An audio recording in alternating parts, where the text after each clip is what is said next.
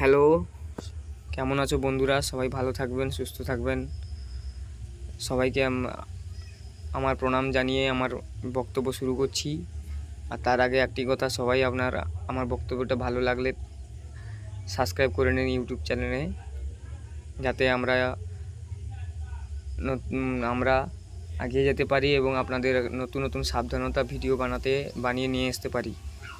আজকে যে বক্তব্যটা হচ্ছে, কোনো রকমভাবে রাজনৈতিক কাউকে কোনো কিছু নয়, শুধুমাত্র আমার মনের কথা, যেটা আপনাদের বলা দরকার ছিল, এই জন্য বলছি।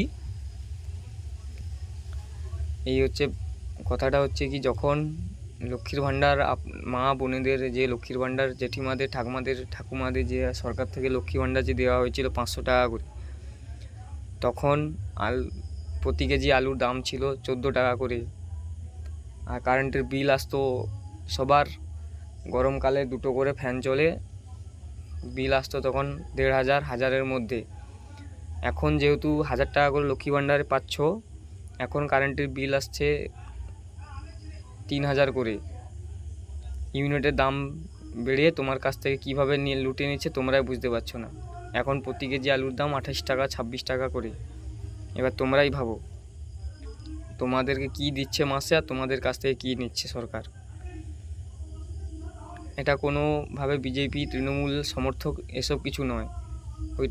এটা একটা জিনিস যেটা ভাববার বিষয়। কথাগুলি যদি ভালো লেগে থাকে, ইউটিউব চ্যানেলটাকে সাবস্ক্রাইব করো। ধন্যবাদ।